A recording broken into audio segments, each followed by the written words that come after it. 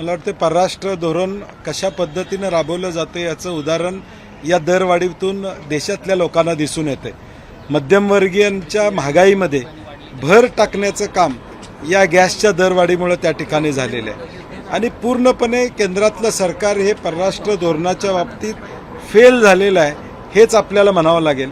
आता पेट्रोलचे दर कदाचित वाढतील, परंतु ते नियंत्रित ठेवण्यासाठी कदाचित सरकार प्रयत्न करत असतील, परंतु त्याचा बोजा अतिरिक्त केंद्रावर किती पडणार आहे ह्या चुकीच्या धोरणामुळे खऱ्या अर्थानं देशाची आर्थिक परिस्थिती असू दे किंवा सामान्य माणसांची आर्थिक परिस्थिती असू दे ही कोलमडलेली आहे। मला वाटते तक्रार माझ्याकडे काय मी बातमी बघितलेली नाही किंवा माहिती घेतलेली नाही, परंतु नेमकं तक्रारदाराची तक्रार बघून योग्य ते कारवाई करावी। मला वाटते केंद्र शासनातल्या मंत्री महोदयांनी सांगितलं होतं की 28 तारखेपर्यंत याचा अहवाल येईल, परंतु अहवाल आला असं आम्हाला काय वाटत नाही। DGCAनं किंवा जो अहवाल आला त्यात काही त्रुटी आढळलेल्या आहेत आणि म्हणून मला वाटते सरकारनं टाईम बाउंड ह्याची चौकशी करावी आणि त्याचा अहवाल लोकांच्या जनतेसमोर त्या ठिकाणी ठेवा। जी संभ्रमावस्था आहे ती संभ्रमावस्था निघाली पाहिजे आणि त्या दृष्टीनं एक तारीख निश्चित करावी। ब्लॅक बॉक्स जप्त करण्यात आलेला आहे, त्याच्यावर नेमकं सरकारनं कारवाई काय केली हे स्पष्ट या ठिकाणी होत नाही आणि मला वाटते ऑफिशियल स्टेटमेंट सरकारचं येणं गरजेचं आहे की आम्ही 1 महिन्यात ही चौकशी पूर्ण करू, किमान संभ्रम अवस्था जी आहे ती किमान थांबेल। नाही, DGCAनं ती कारवाई करणं अभिप्रेत आहे। सुरक्षेचा खेळ अजितदादांच्या माध्यमातून त्या ठिकाणी झालेला आहे हे आपण बघितलेलं आहे की या सगळ्या गोष्टीत काहीतरी त्रुटी असल्याशिवाय हा अपघात त्या ठिकाणी म्हणू किंवा जे काही घडलेलं आहे ते झालेलं आहे आणि म्हणून आता सरकार कारवाई का करत नाही हा प्रश्न लोकांच्या समोर निश्चितपणे आहे। नाही, आता त्यांची हतबलता त्यांनी काल दाखवून दिलेली आहे की अजितदादा नसल्यामुळे राष्ट्रवादी पक्षाची हतबलता ही सगळीकडेच दिसून येते।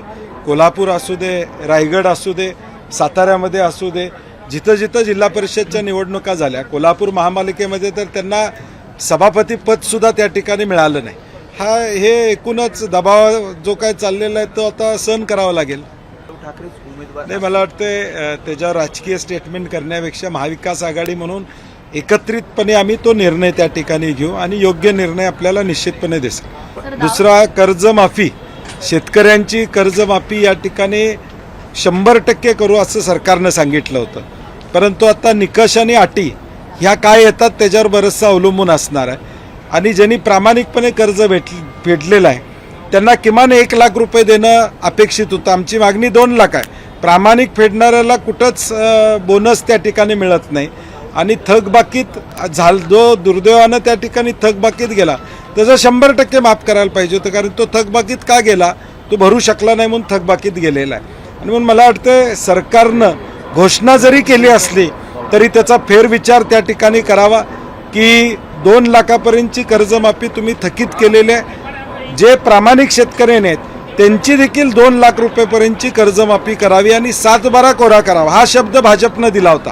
की 7/12 आम्ही कोरा करू, तो कोरा 7/12 घेऊन इथं जर दाखवला महाराष्ट्रातल्या शेतकऱ्यांना तर बरं होईल असं मला वाटतं। नाही, आता महाराष्ट्रातली परिस्थिती बघितली तर आता ज्यावेळी एखादी जाहिरात निघते एका जागेसाठी त्यावेळी जाहिरात निघाल्यानंतर अर्ज करायला तरुण युवक आणि युवती नाही आहेत अशी अवस्था आहे। एवढं इन्व्हेस्टमेंट आलेलं आहे की सगळ्यांना नोकऱ्या मिळाल्यात महाराष्ट्रामध्ये, आता कोण नोकरीपासून अलिप्त नाही अशी अवस्था महाराष्ट्राची आहे। मग एवढी बेरोजगारी कशी आहे, एवढे अर्ज कसे येतात, आकडेवारी प्रचंड आहे, परंतु नेमक्या त्या आकडेवारीतनं रोजगार किती म्हणा आणि आमची मागणी आहे सरकारला तुम्ही एक व्हाईट पेपर काढावा, किमान यातून दावोसला गेल्या 3-4 वर्षामध्ये जे MOUs झाले ते प्रत्यक्षात किती या ठिकाणी उतरले, आकडेवारी जशी तुम्ही MOUची सांगता तशी त्या कंपनीला जागा दिली का, कंपनी चालू झाली का, त्यांची इन्व्हेस्टमेंट आली का, ही आकडेवारी जाहीर करावी अशी आमची मागणी असणारच आहे।